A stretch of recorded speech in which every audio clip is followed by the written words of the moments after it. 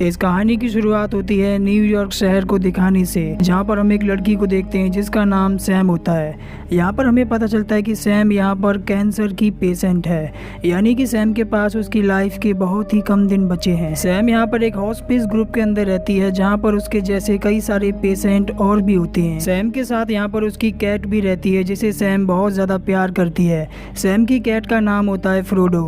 हम देखते हैं कि सैम को देखकर साफ पता चलता है कि वो काफी समय से सिटी नहीं गई, इसीलिए यहाँ पर एक र्यूबन नाम का लड़का जो कि हॉस्पिस ग्रुप का केयर टेकर है, वो सैम से कहता है कि तुम्हें सिटी में जाना चाहिए। सैम इसके लिए मान जाती है, लेकिन वो उससे कहती है कि अगर मुझे सिटी के अंदर पिज्जा खाने को मिलेगा तो ही मैं वहाँ पर जाऊंगी। र्यूबन यहाँ पर सैम की बात मान जाता है, इसके लिए वो हाँ कर देता है। और अब इसके अगले दिन हम देखते हैं कि हॉस्पिस ग्रुप के कई सारे पेशेंट साथ ही यहाँ पर सैम बस के जरिए मैनहट्टन शहर घूमने के लिए निकल पड़ते हैं। और जब ये सब के सब बस के जरिए शहर में आते हैं, तभी हम देखते हैं कि आसमान में कई सारे फाइटर जेट उड़ रहे होते हैं। इसके बाद हम देखते हैं कि यहाँ पर जो र्यूबन होता है वो शहर पहुंचकर सैम और बाकी पेशेंट को थिएटर के अंदर लेकर आता है, जहाँ पर ये सब के सब पपेट शो को एंजॉय करते हैं। लेकिन सैम को ये सब बिल्कुल भी अच्छा नहीं लगता, इसीलिए वो अपनी कैट के साथ थिएटर से निकलकर एक स्टोर के अंदर आ जाती है, जहाँ से सैम अपने लिए कुछ खाने के लिए परचेज करती है। लेकिन तभी यहाँ पर जो स्टोर का ओनर होता है वो सैम से कहता है कि तुम स्टोर के अंदर अपनी कैट को नहीं ला सकती। ये सुनकर सैम को उस पर गुस्सा आता है, वो उससे कहते हैं कि तुम्हारे पास भी तो कैट है, उसका क्या। इसी बीच हम र्यूबन को देखते हैं जो कि यहाँ पर डरा हुआ होता है। वो सैम को अपने पास बुलाता है और उसे कहता है कि हमें शहर से वापस जाना होगा क्योंकि यहाँ पर कुछ अजीब हो रहा है। लेकिन सैम यहाँ पर र्यूबन से पिज्जा खाने की जिद करने लगती है। र्यूबन उसे किसी तरह समझाता है और उसे कहता है कि हम पिज्जा वापस चल के खा लेंगे। इसके बाद यहाँ पर जो सैम होती है वो नाराज होकर बस के अंदर वापस जाकर बैठ जाती है। बस के अंदर और भी लोग होते हैं जो कि बस की विंडो से बाहर की तरफ देख रहे होते हैं, और तभी अचानक से आसमान से कई सारे मीटियोर्स नीचे गिरने लगते हैं। एक मीटियोर सैम की बस के नजदीक गिरता है, जिससे यहाँ पर पूरे शहर में भगदड़ मचना शुरू हो जाती है। सैम यहाँ पर किसी तरह अपने आप को संभाल कर बाहर आती है, जहाँ वो देखती है कि चारों तरफ वहाँ पर धूल ही धूल थी। और इसी बीच हम देखते हैं कि एलियन जैसे क्रिएचर लोगों को बुरी तरह से मारना शुरू कर देते हैं। सैम देखते हैं कि ये एक तरह के मॉन्स्टर होते हैं जो कि उन मीटियोर्स के अंदर से निकले थे। ऐसे मॉन्स्टर पूरे शहर में फैल चुके हैं जो कि लोगों को बुरी तरह से मारना शुरू कर देते हैं। ये मॉन्स्टर देख नहीं सकते, लेकिन इनकी सुनने की शक्ति बहुत ज्यादा होती है। और अब सैम यहाँ पर किसी तरह अपनी जान बचाने के लिए भागना शुरू कर देती है, लेकिन इसी बीच इसी भगदड़ में सैम यहाँ पर बेहोश हो जाती है। और इसके बाद जब सैम को होश आता है तो वो उसी थिएटर के अंदर होती है। तभी यहाँ पर एक हेनरी नाम का आदमी सैम के मुंह पर हाथ रख देता है। वो उसे इशारा करता है कि बिल्कुल भी शांत रहो, कोई भी आवाज मत करो। सैम देखते है कि वहाँ पर कई सारे सर्वाइवर्स होते हैं जो कि यहाँ पर छिपे हुए हैं। वो कोई भी आवाज नहीं कर रहे, क्योंकि अगर उन्होंने आवाज की तो वो मॉन्स्टर इन्हें जान से मार देंगे। इन्हीं लोगों में सैम को वहाँ पर र्यूबन भी मिल जाता है। र्यूबन यहाँ पर सैम को उसकी कैट लौटा देता है जो कि उसे बाहर मिली थी। इसी बीच यहाँ पर गवर्नमेंट के हेलीकॉप्टर्स बिल्डिंग के ऊपर से गुजरते हैं, जिनसे ये अनाउंस किया जाता है और उन्हें बताया जाता है कि ये मॉन्स्टर आवाज को सुनकर एक्टिव होकर हमला करते हैं, इसीलिए आप सभी को छिपे रहना है जब तक गवर्नमेंट आपको रेस्क्यू नहीं कर लेती। इसी बीच हम देखते हैं कि हेलीकॉप्टर की आवाज को सुनकर कई सारी मॉन्स्टर्स यहाँ पर एक्टिव हो जाते हैं। तभी हम देखते हैं कि यहाँ पर सैम की कैट उसके हाथ से निकलकर बाहर की तरफ जाने लगती है। सैम यहाँ पर डर जाती है और वो अपनी कैट को बचाने के लिए उसके पीछे भागती है, और वो अपनी कैट को किसी तरह बचाकर अंदर ले आती है। इसके थोड़ी देर बाद ये लोग देखते हैं कि मिलिट्री वाले बॉम्बिंग करके सिटी के सभी ब्रिजेस को तोड़ना शुरू कर देते हैं, ताकि वो खतरनाक मॉन्स्टर सिटी से बाहर ना जा सके। दरअसल यहाँ पर जो मॉन्स्टर्स हैं वो पानी के अंदर नहीं जा सकते, लेकिन इतनी बड़ी तबाही देखकर एक सर्वाइवर बहुत ज्यादा डर जाता है, वो चिल्लाने लगता है। लेकिन यहाँ पर जो हेनरी होता है वो उसे शांत करने की कोशिश करता है, और इसी बीच वो सर्वाइवर हेनरी के हाथों से गलती से मारा जाता है। हालांकि हम जानते हैं कि ये हेनरी ने जानबूझकर नहीं किया। आगे हम सैम और र्यूबन को देखते हैं जो कि एक जगह पर बैठे होते हैं, जहाँ पर सैम यहाँ पर र्यूबन को लिखकर बताती है कि वो पिज्जा ढूंढने के लिए बाहर जाएगी। दरअसल पिज्जा से यहाँ पर सैम की कुछ यादें जुड़ी हैं जो कि आपको कहानी में आगे पता लगेंगी। ये दोनों के दोनों वहाँ पर बैठे ही थे कि तभी अचानक से वहाँ के जनरेटर में कुछ आवाज होने लगती है। इसीलिए यहाँ पर जो र्यूबन होता है वो फौरन भागकर जनरेटर को बंद करने के लिए जाता है। हालांकि र्यूबन यहाँ पर किसी तरह जनरेटर को बंद कर देता है, पर तभी इतने में वहाँ पर उसके पीछे एक मॉन्स्टर आ जाता है जो कि र्यूबन को बुरी तरह से मार देता है। अपने सामने र्यूबन को मरा देख सैम यहाँ पर काफी ज्यादा डर जाती है। सैम यहाँ पर इतनी ज्यादा डर जाती है कि वो अगली सुबह थिएटर से अपनी कैट के साथ बाहर आ जाती है। सैम देखती है कि बाहर उन मॉन्स्टर्स ने सब कुछ तबाह कर दिया होता है। हर जगह पर टूटी फूटी गाड़ियाँ, बिल्डिंग्स उसे दिखाई दिखाई देती हैं। यहाँ से सैम एक स्टोर के अंदर आती है जहाँ से वो अपने लिए कुछ खाने पीने का सामान लेती है। इसके बाद वो एक गार्डन में आकर बैठ जाती है। इसी दौरान यहाँ पर सैम देखती है कि यहाँ पर कुछ बच्चे वाटर फाउंटेन के नीचे सरवाइव कर रहे होते हैं और यहाँ पर हमें पता चलता है कि यहाँ पर ये जो क्रिएचर्स, ये मॉन्स्टर्स हैं, ये नेचर की साउंड को इग्नोर करते हैं। यानी कि अगर कोई बारिश में आवाज करेगा तो उसकी आवाज बारिश के शोर में दब जाएगी।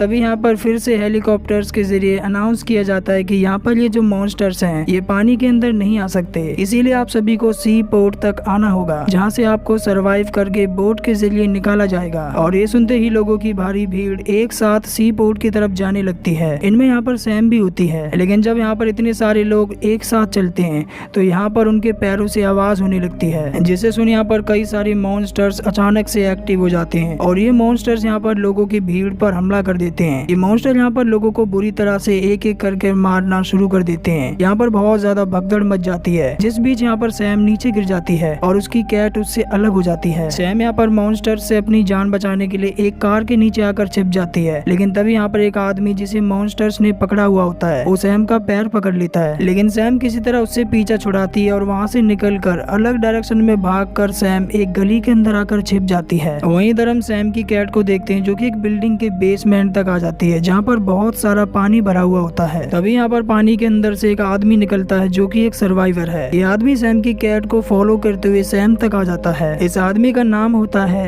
एरिक। सैम यहाँ पर एरिक को इशारा करते हुए उसे बताती है कि एरिक अपनी जान बचाने के लिए सी पोर्ट तक चले जाए जहाँ से उसे बोट के जरिए रेस्क्यू किया जाएगा। पर हम देखते हैं कि एरिक यहाँ पर सैम के ही पीछे आ रहा होता है। इसी बीच वहाँ पर बहुत तेज बारिश होना शुरू हो जाती है। इस बारिश के शोर में सैम यहाँ पर धीमी आवाज में एरिक से पूछती है कि तुम्हारे साथ और कौन है। एरिक यहाँ पर सैम को बताता है कि वो यहाँ पर अकेला है और वो एक लॉ स्टूडेंट है। अब सैम यहाँ पर एरिक से कहती है कि तुम्हें सी पोर्ट तक चले जाना चाहिए जहाँ पर लोगों को बोट के जरिए रेस्क्यू किया जाएगा, जिस पर एरिक सैम को बताता है कि वो यहाँ पर बहुत ही ज्यादा डरा हुआ है। इसके बाद हम देखते हैं कि सैम यहाँ पर एरिक को अपने घर पर लेकर आ जाती है ताकि वो वहाँ से अपनी मेडिसिन ले सके, लेकिन तभी सैम देखती है कि उसके घर की चाबी कहीं पर गिर गई। इसीलिए अब जैसे यहाँ पर बादल गरजते हैं तो उस समय यहाँ पर एरिक दरवाजे पर लात मारकर उसे तोड़ देता है, जिससे दरवाजा टूटने की आवाज बादल गरजने की आवाज के नीचे दब जाती है। अंदर आकर सैम अपनी मेडिसिन ढूंढती है, लेकिन वो देखती है कि उसकी दवाइयाँ यहाँ पर खत्म हो गई होती हैं। इसी बीच यहाँ पर जो एरिक होता है वो सैम से पूछता है कि आखिर वो सी पोर्ट तक क्यों नहीं गई। और अब यहाँ पर जो सैम होती है वो एरिक को बताती है कि बचपन में उसके डैड उसे एक दुकान पर पिज्जा खिलाने के लिए ले जाया करते थे। उसके डैड उसे यहाँ पर कुछ मैजिक ट्रिक्स भी दिखाया करते थे और ये यादें सैम के लिए बहुत ही ज्यादा मेमोरेबल है। वो उन लम्हों को फिर से जीना चाहती है, इसीलिए वो शॉप के अंदर जाकर पिज्जा खाना चाहती है। और जैसा कि हम जानते हैं कि सैम यहाँ पर एक कैंसर की पेशेंट है, उसके पास बहुत ही कम दिन बचे हैं। वह अगली सुबह हम देखते हैं कि सैम एरिक को अकेला छोड़कर अपनी कैट के साथ निकल पड़ती है। सैम को यहाँ पर एक जगह पर एक बुक नीचे गिरी मिलती है। सैम उस बुक को उठाती है और इसी बीच सैम को वहाँ पर किसी की आने की आवाज आती है। सैम देखती है कि ये कोई और नहीं बल्कि एरिक होता है जो कि उसे ढूंढता हुआ फिर से उसके पीछे आ गया है। इसी बीच यहाँ पर जो सैम होती है उससे गलती से वो बुक नीचे गिर जाती है। बुक गिरने से यहाँ पर आवाज हो जाती है। इस आवाज को सुनकर कई सारे मॉन्स्टर्स इनके ऊपर हमला करने की कोशिश करते हैं। सैम और एरिक अपनी जान बचाकर भागना शुरू कर देते हैं। ये दोनों के दोनों भागकर एक मॉल जैसी जगह में आ जाते हैं, लेकिन मॉन्स्टर्स अभी भी इनके पीछे होते हैं। ये दोनों के दोनों वहाँ से निकलकर बाहर आ जाते हैं, जहाँ पर जो एरिक होता है वो मॉन्स्टर्स को डिस्ट्रैक्ट करने के लिए वहाँ पर खड़ी गाड़ियों की हॉर्न बजाना शुरू कर देता है और एरिक का ये प्लान यहाँ पर काम कर जाता है। उन दोनों की जान यहाँ पर बच जाती है, लेकिन अब एरिक देखता है कि सैम की हालत यहाँ पर नाजुक होती जा रही थी क्योंकि सैम को उसकी मेडिसिन चाहिए थी। और अब यहाँ पर जो एरिक होता है वो अकेला ही सैम की मेडिसिन लाने के लिए निकल जाता है। वो एक मेडिकल स्टोर के अंदर आकर सैम की जरूरी मेडिसिन ले लेता है और जब एरिक वहाँ से जा रहा होता है तभी उसे वहाँ पर किसी की आने की आवाज आती है और वो देखता है कि ये कोई और नहीं बल्कि सैम की कैट होती है जो कि उसके पीछे आ गई थी। इसके बाद यहाँ पर जो एरिक होता है वो वापस आकर सैम को उसकी मेडिसिन दे देता है, जिन्हें लेने के बाद सैम को थोड़ी देर बाद अच्छा फील होता है। वो एरिक से यहाँ पर धीमी आवाज में कहती है कि जब उसके डैड उसे पिज्जा खिलाने के लिए ले जाते थे तो सैम को बहुत ही ज्यादा अच्छा लगता था। वो एरिक से कहती है कि मैं उन यादों को फिर से जीना चाहती हूँ। एरिक सैम को हौसला देता है और उसके अगले दिन हम देखते हैं कि एरिक सैम को लेकर उसी पिज्जा शॉप के बाहर आ जाता है, लेकिन ये दोनों देखते हैं कि पिज्जा शॉप तो जल चुकी होती है और सैम को ये देखकर यहाँ पर बहुत ही ज्यादा बुरा लगता है। वो यहाँ पर निराश हो जाती है, पर यहाँ पर जो एरिक होता है वो किसी तरह उसे संभालता है और उसे एक बिल्डिंग के अंदर इंतजार करने के लिए बोलकर वहाँ से कहीं पर चला जाता है। इसके बाद यहाँ पर जो एरिक होता है वो कहीं से एक पिज्जा ढूंढकर सैम के लिए लेकर आता है, जिसके बाद ये दोनों के दोनों पिज्जा को खाते हैं। ये दोनों यहाँ पर बहुत ही ज्यादा एंजॉय करते हैं। स्पेशली सैम को यहाँ पर ये सब बहुत ही ज्यादा अच्छा लगता है। इसके बाद ये दोनों बाहर आते हैं, जहाँ ये दोनों देखते हैं कि लोगों को बोट के जरिए सरवाइव किया जा रहा है और सैम यहाँ पर बिल्कुल भी नहीं चाहती कि एरिक और उसकी कैट को कुछ भी हो। इसीलिए सैम अपनी कैट को एरिक को दे देती है। साथ ही वो उसे अपना येलो कलर का स्वेटर भी दे देती है, जो कि उसने काफी लंबे समय से पहना हुआ था। इसके बाद सैम एरिक से कहती है कि वो बोट के जरिए यहाँ से चला जाए। और तभी इसी बीच सैम देखती है कि रास्ते में कई सारे मॉन्स्टर्स होते हैं जो कि वहाँ पर मंडरा रहे होते हैं। इसीलिए अब यहाँ पर जो सैम होती है वो मॉन्स्टर्स को डिस्ट्रैक्ट करने के लिए गाड़ियों के हॉर्न को बजाते हुए अलग डायरेक्शन में भागने लगती है, ताकि एरिक को बोट तक जाने में कोई भी मुश्किल ना आए। एरिक भी यहाँ से भागना शुरू कर देता है, वो बोट की तरफ भाग रहा होता है। लेकिन तभी हम देखते हैं कि कई सारे मॉन्स्टर्स जो कि एरिक की भागने की आवाज को सुनकर एक्टिव हो गए हैं। वो एरिक को पकड़ने की कोशिश करते हैं, लेकिन सही मौके पर यहाँ पर जो एरिक होता है वो पानी के अंदर कूद जाता है। इसके बाद यहाँ पर जो हेनरी और बाकी सर्वाइवर्स होते हैं वो एरिक को बोट के अंदर ले लेते हैं। एरिक देखता है कि सैम ने उसके लिए एक मैसेज छोड़ा है, जिसमें सैम ने एरिक के लिए लिखा होता है कि वो उसकी कैट का हमेशा ख्याल रखे। साथ ही यहाँ पर सैम ने एरिक को शुक्रिया लिखा होता है जो कुछ भी एरिक ने सैम के लिए किया। वहीं इधर हम सैम को देखते हैं जो कि सिटी के अंदर अकेली घूम रही होती है। सैम ने यहाँ पर अपने कानों में ईयरफोन्स लगा रखे होते हैं। सैम यहाँ पर एक सॉन्ग सुन रही होती है जिसका नाम होता है फीलिंग गुड्स। दरअसल सैम यहाँ पर बहुत ही ज्यादा खुश है क्योंकि उसने अपनी आखिरी विश को पूरा कर लिया। और अब यहाँ पर जो सैम होती है वो अपने कानों में से ईयरफोन्स को निकाल देती है, जिसके साथ यहाँ पर जो म्यूजिक की आवाज होती है वो बाहर तक आने लगती है। और तभी हम देखते हैं कि म्यूजिक की आवाज को सुनकर सैम के पीछे एक मॉन्स्टर आ जाता है, जिससे हम ये समझ पाते हैं कि उस मॉन्स्टर ने सैम को जरूर मार दिया होगा। और इसी के साथ ये मूवी जिसका नाम है अ क्वाइट प्लेस डे 1, ये मूवी यहाँ पर एंड हो जाती है।